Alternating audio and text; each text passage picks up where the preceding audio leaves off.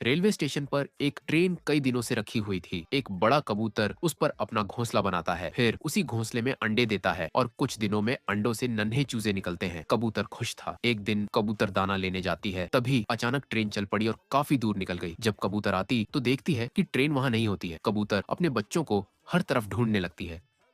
Train जा चुकी थी। कबूतर उदास एक पेड़ पर बैठी होती है। तभी वही ट्रेन उसी स्टेशन पर वापस आई।